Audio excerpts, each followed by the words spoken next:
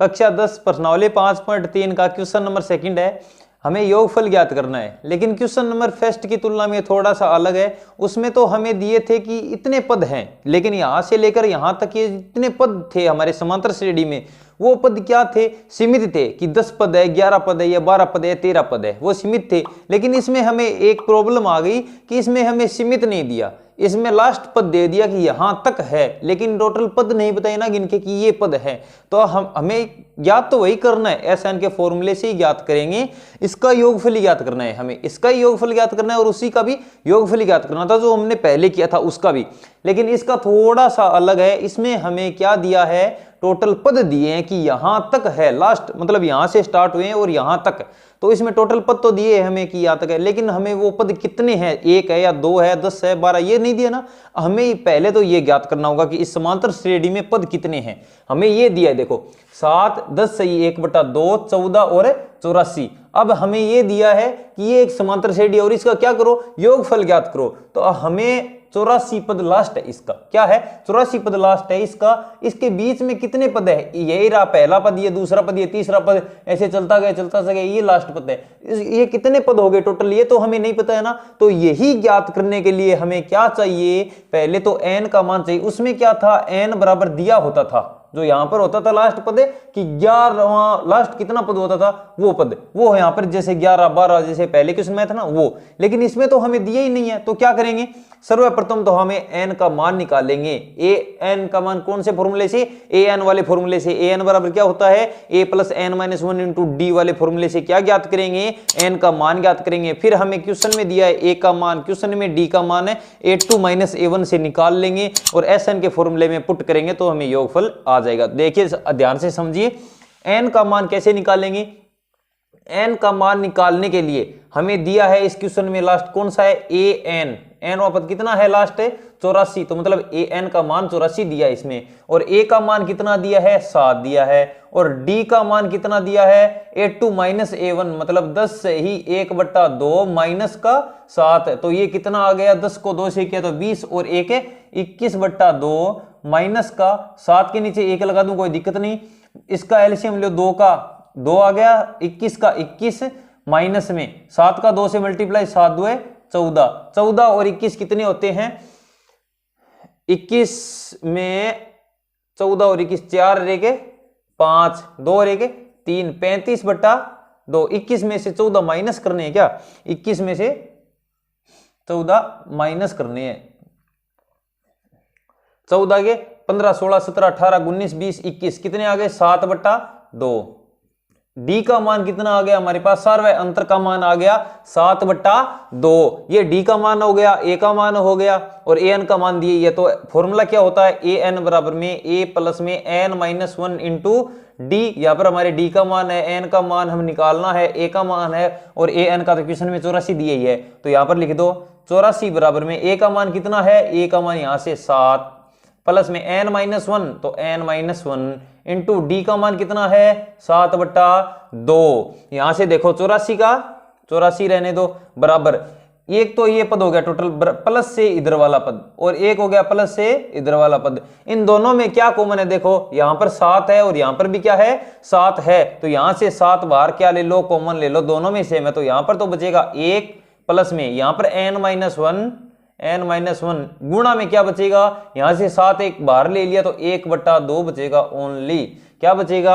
1/2 गुणा में क्या है? n-1। ये 7 यहां पर क्या है? गुणा में है। बराबर जो संख्या बराबर से इस साइड होती है, अगर हम उसे इस साइड लाएं बराबर के चिन्ह से, इधर वाली साइड, अगर उसका पंचातरण करें तो उसका चिन्ह क्या हो जाता है? चेंज हो जाता है। अगर उसका चिन्ह है गुणा का तो वो हो जाता है भाग का, अगर वो चिन्ह है भाग का तो हो जाता है गुणा का, अगर वो चिन्ह है प्लस का तो हो जाता है माइनस का, अगर माइनस का चिन्ह तो हो जाता है प्लस का चिन्ह। अब देखिए यहां पर किसका चिन्ह है? यहां पर है हमारे पास है गुणा का चिन्ह। ये संख्या है 7, इसके क्या है? गुणा में है ना। हम इसको क्या करेंगे? इस साइड भेज देंगे तो किसकी हो जाएगी? भाग की हो जाएगी। 84 में क्या करेंगे? 7 का दे देंगे भाग, बराबर आ जाएगा 1 प्लस में n-1 इंटू डी था। डी का मान तो 1/2 ही रहा, तो भाग में लगा दो 1/2। एक को इससे गुणा किया तो कोई फर्क नहीं पड़ा। 84 में 7 का भाग देने पर कितना आ जाएगा? 12 7 84, 12 बराबर में 1 प्लस में n-1 इंटू वो डी वाला था वो तो नीचे भाग में आ जाएगा बटा 2।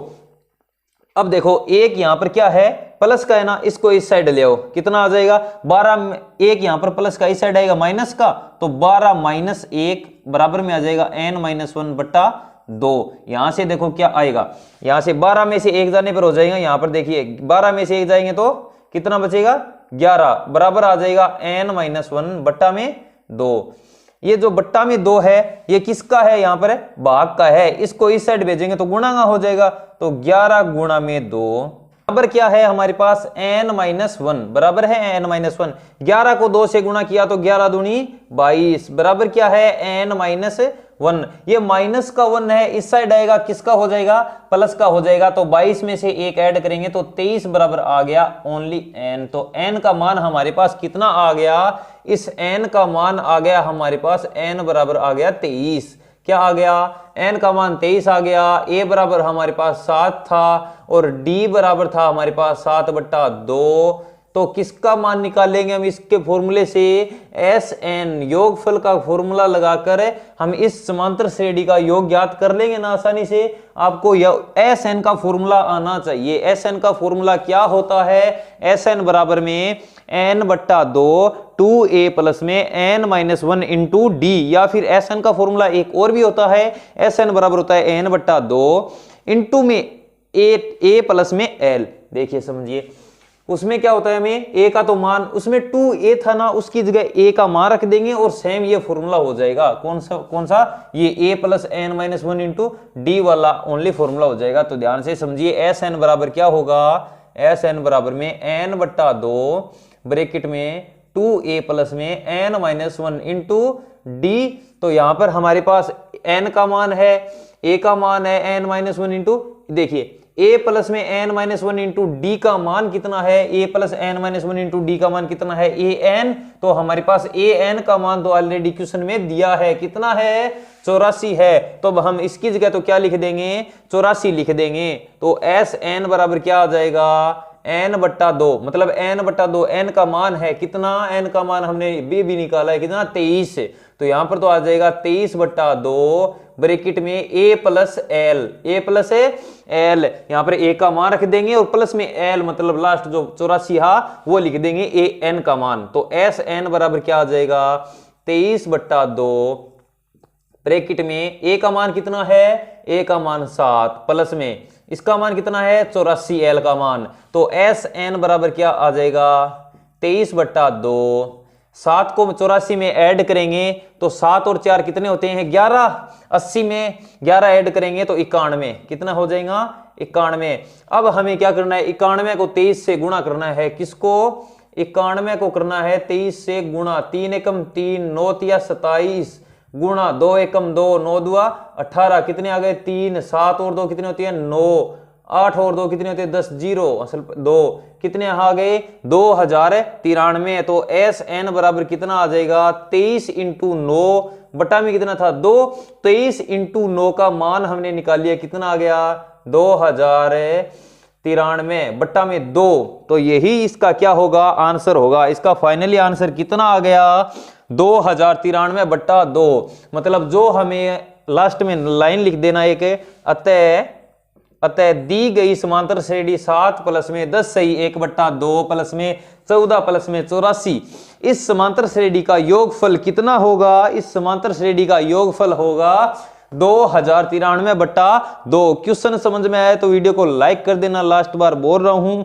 और चैनल पे नए हो तो सब्सक्राइब जरूर कर लेना, ये जरूर कर लेना, क्योंकि नेक्स्ट क्वेश्चन करेंगे तो आपके पास नोटिफिकेशन आ जाए और आपके पास वीडियो आएगी तो आप वीडियो आसानी से देख सकते हो। आपको पता चलता रहेगा, तब वीडियो डाल दूंगा तब आपके पास नोटिफिकेशन आ जाएगा, वहां से आप देख सकते हो। तो बेल आइकन को जरूर प्रेस कर लेना सब्सक्राइब करके, और अपने दोस्तों को ज्यादा से ज्यादा इस वीडियो को शेयर करना ताकि वो भी देख सके। हमने 8वीं प्रश्नावली कंप्लीट कर ली है, अब ये 5वीं भी चल रही है, तो ये 5.3 तक आ गए। हमने 5.1 कंप्लीट कर ली, 5.2 कंप्लीट कर ली। अगर वो वीडियो आपने देख रखी है, उसमें अगर आपको कोई प्रॉब्लम आ रही है तो मेरे को आप कमेंट में लिख सकते हो, मैं आपको दोबारा उस क्वेश्चन का रिवीजन करवा दूंगा, दोबारा आपको अच्छे से तरीके से और समझाने की कोशिश करूंगा। तो ज्यादा से ज्यादा शेयर कीजिए, वीडियो को लाइक कर दीजिए, और चैनल पे नए हो तो सब्सक्राइब जरूर कर लेना।